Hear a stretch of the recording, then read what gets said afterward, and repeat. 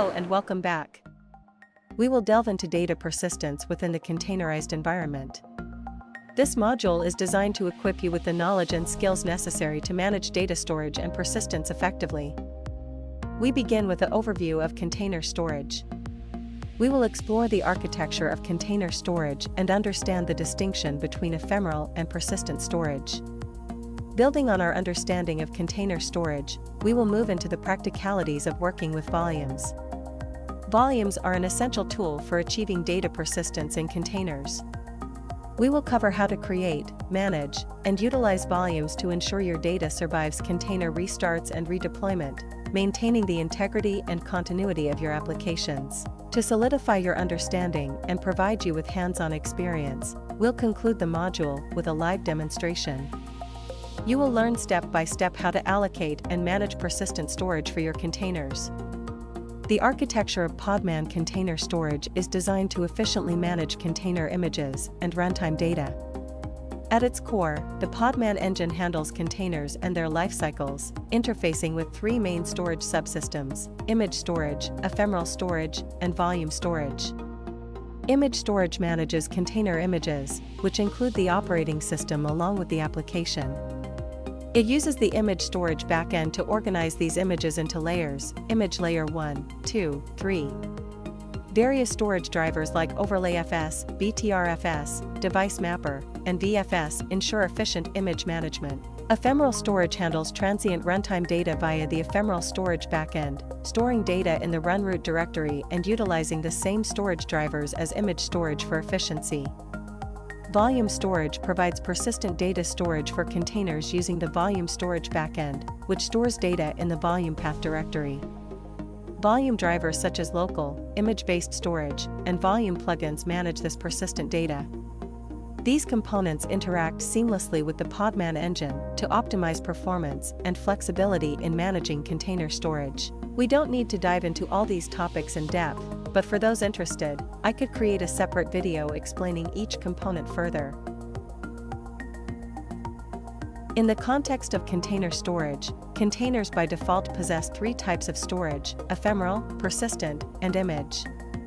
Ephemeral storage refers to temporary data used during container runtime, while persistent storage allows containers to retain data across restarts. Image storage encapsulates the operating system and application within the container. Each type serves distinct purposes in managing containerized applications efficiently. In subsequent slides, we will delve deeper into each storage type, exploring their functionalities and how they contribute to the overall container management landscape. Ephemeral storage in Podman is the default storage mechanism for containers. When you create and start a container without specifying any storage options, it uses ephemeral storage. This type of storage is tied to the lifecycle of the container. That means that the data stored in ephemeral storage is written on the container writable layer. When a container is stopped and removed, the data in its ephemeral storage is also deleted. Ephemeral storage is useful for temporary data that you do not need to persist across container restarts, or that you don't mind losing when the container is removed. Persistent storage in Podman involves attaching external storage to a container so that the data can be kept across container restarts, removals, and even across different containers. This is achieved by mounting storage from the host system or from a storage service into the container. Image storage in Podman refers to the storage mechanism that houses container images themselves, which include the operating system packed with the application. These images serve as foundational, read-only templates used to instantiate container instances. Comprising multiple layers, each representing distinct sets of instructions or modifications, container images ensure consistent environments, libraries, and dependencies for containers.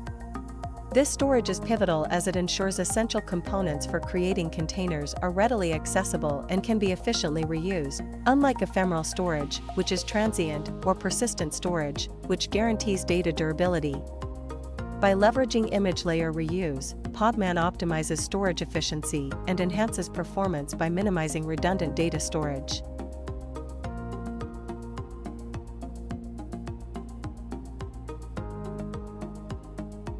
Persistent storage through volumes means that Podman can create named volumes that exist independently of containers.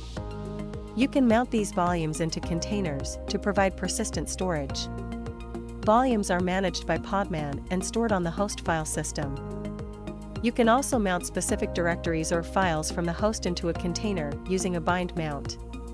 This directly maps a host path to a container path, allowing the container to access and modify the data as if it were part of its own file system. Unlike volumes, bind mounts are not managed by Podman and rely on the host's file system structure and permissions.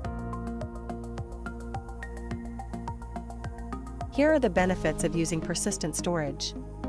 Persistence-mounted data is persistent across container deletions. Because containers are ephemeral, data from the runtime read-write layer is not accessible after container deletion. The use of a host file system data mount does not implement the copy-on-write file system. Consequently, write-heavy containerized processes can write data to a mount without the limitation of a cow file system for write operations. Ease of sharing: mounted data can be shared between multiple containers at the same time. This means that one container can write to a mount and another container can read the same data.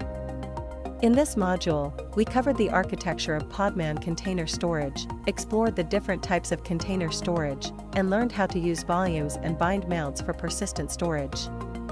We will conclude with a live demonstration to give you practical experience. In this lab demo, we explore the persistence of data in container storage using bind mounts and volumes with Podman. We start by demonstrating persistence with bind mounts, where we create a directory for bind mount and link it to a container, allowing us to verify the persistence of changes made to the bind mounted directory.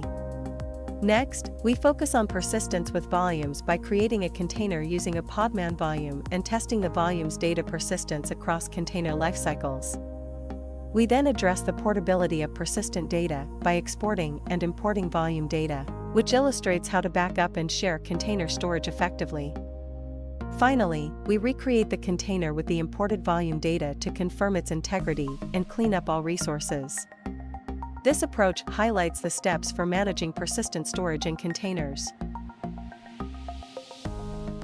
The lab diagram showcases data persistence in Podman using bind mounts and volumes, with HTTPD container 1 linked to a bind mount and HTTPD container 2 and HTTPD container 3 demonstrating volume creation, export, and import.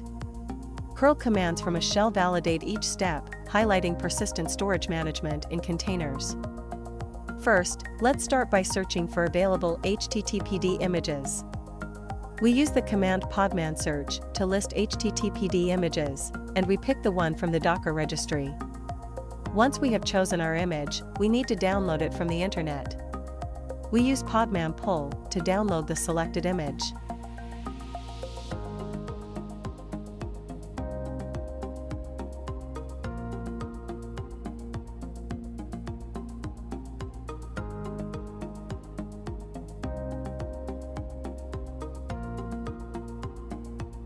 After the image is pulled, we verify its presence with Podman images.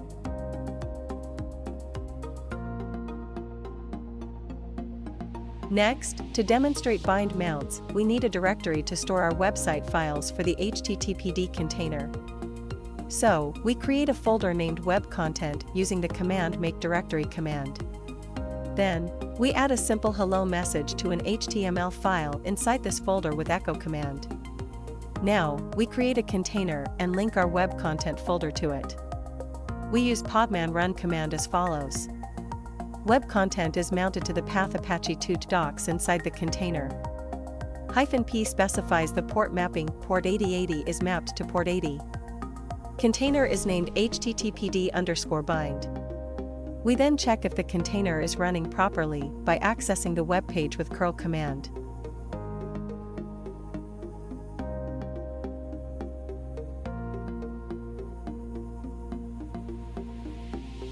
To see if the updates reflect in the container, we change the content in our HTML file using echo command. We verify the changes by accessing the web page again with curl localhost 8080.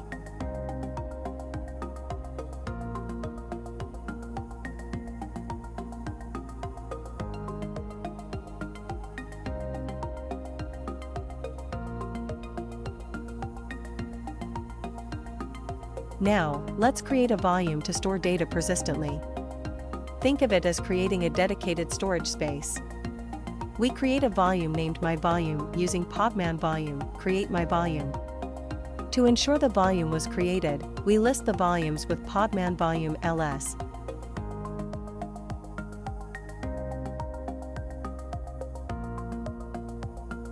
And inspect its details with Podman volume, inspect myVolume.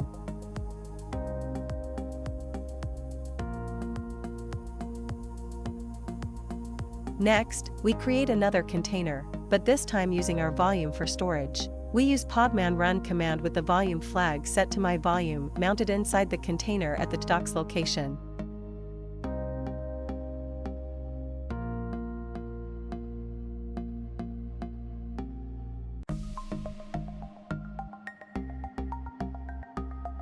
To add a simple hello message to the volume, we execute the echo command with the Podman exec command.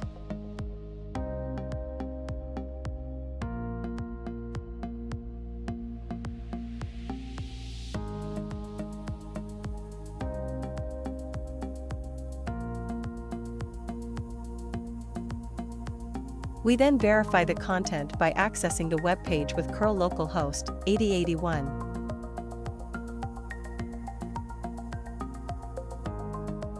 To test the volume's persistence, we delete the container using Podman rm command. We recreate the container using the same volume with Podman run command and check if the data is still there using curl localhost 8082.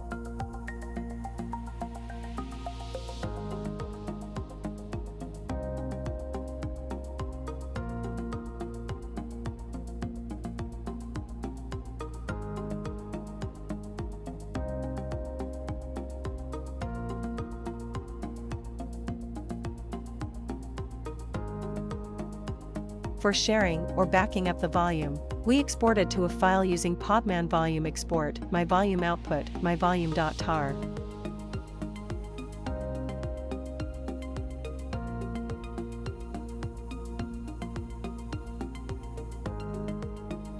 After exporting, we remove the volume and the container with Podman volume rm and Podman container rm commands.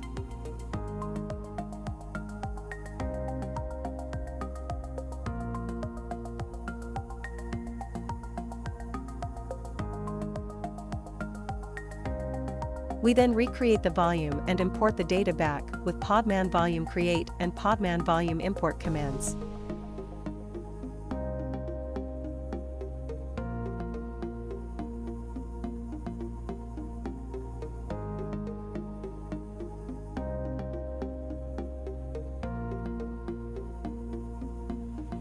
Finally, we recreate the container with the imported volume data to ensure it's restored correctly.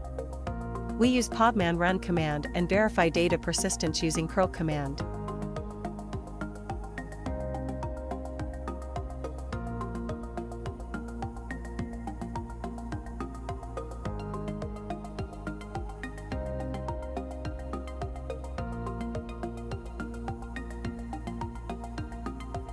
To clean up, we remove the containers, remove the volume, and delete the image. We also remove the web content directory with. This concludes our demo on managing persistent storage in containers using Podman. We demonstrated the creation and modification of containers with bind mounts and volumes, ensuring data persistence across container lifecycles.